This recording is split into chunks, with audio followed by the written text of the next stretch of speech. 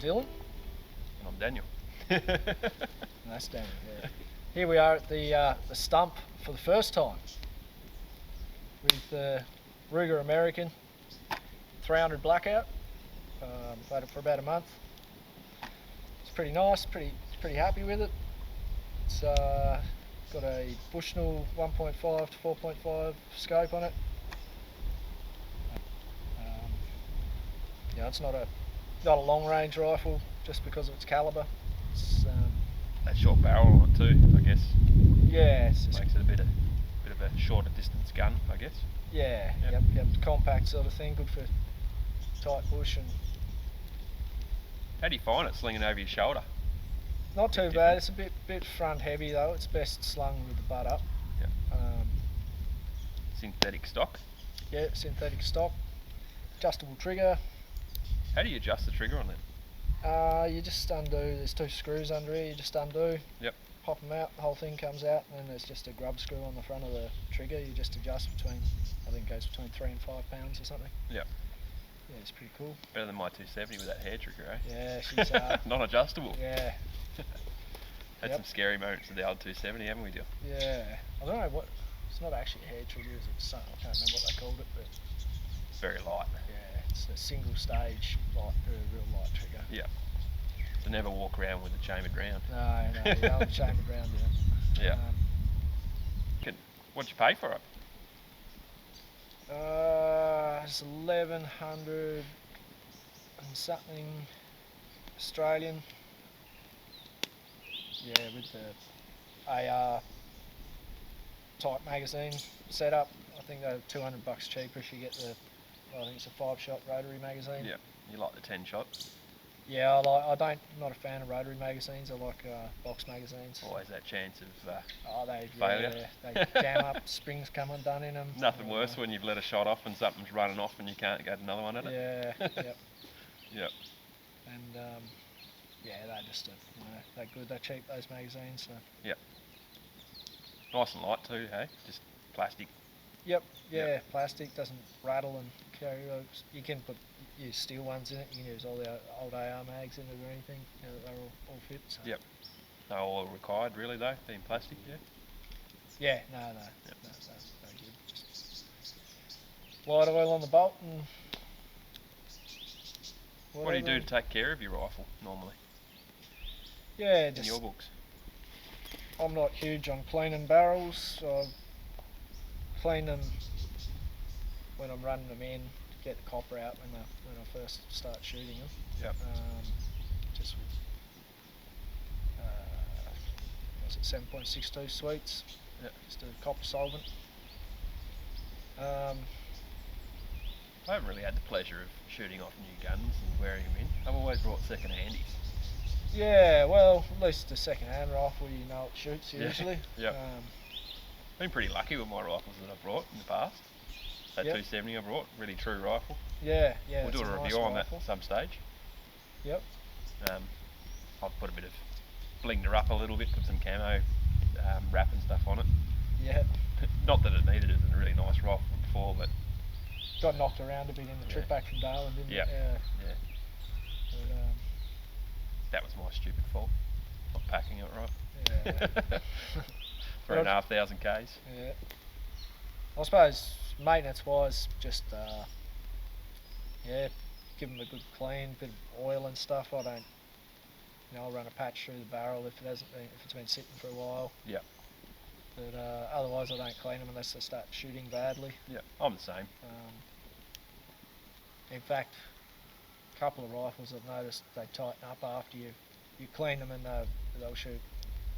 The group won't be as nice. Won't be as tight, Yeah. and it'll tighten up again after 50 or 100 shots or something. Yep. But yeah. I told a lie before. I have run in one. That was me Magnum that I got. Oh, yep. The old Sterling. Yep. Cheap rifle, but it's done its duties well over and over. I've had it for probably 15 years now. Yep.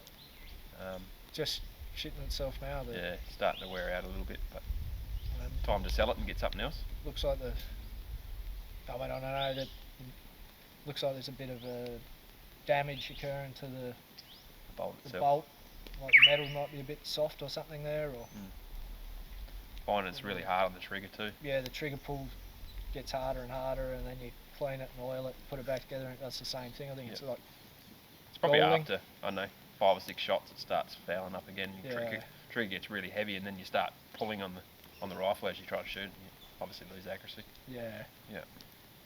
But yeah, she'll go up for sale at some stage. Someone down the back having a bit of a shot. Yep, 50 yards. So what else can you tell us about the Ruger? You reload your own. Yes, yep. What do you got?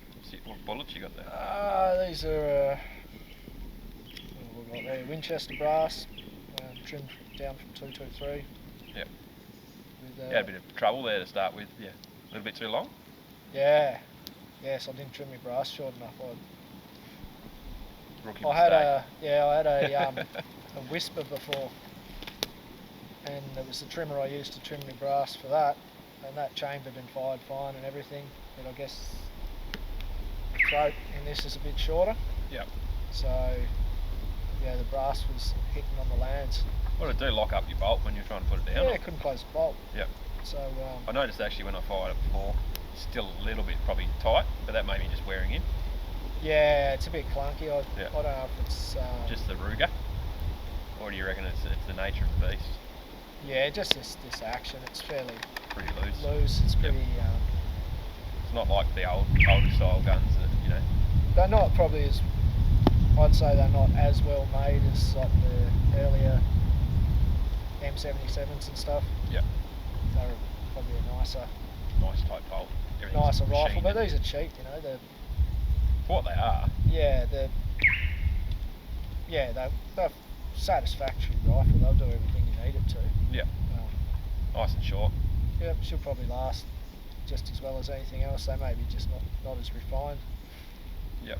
I mean, my favourite rifle as far as the bolt and everything goes is the 303 Enfield, and it's best part of 100 years old. Yeah, we'll do a review on that some stage too. Yeah. And I've got Inheritance coming too, the 303. We're not quite sure what model it is, but that will come up Yeah, in we'll a have a look review at as that. well shortly. Yeah.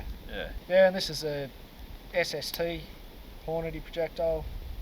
Seems to shoot a pretty good group, and haven't used it on game yet.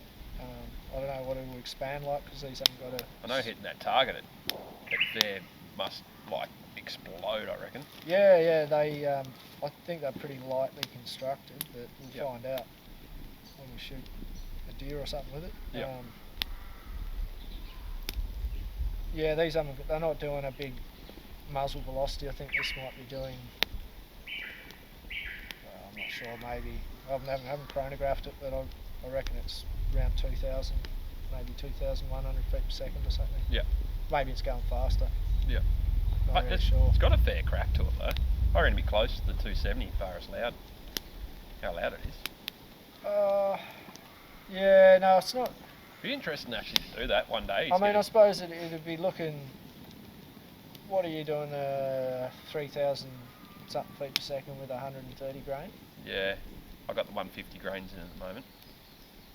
So this would be. I mean, this is only holding 17 grains of powder, whereas your 270, I think, is something more like 40. I think it is, something like that. A So, lot more powder, double. Yeah. This is probably half of a 270 if you're lucky. Still makes it hang though.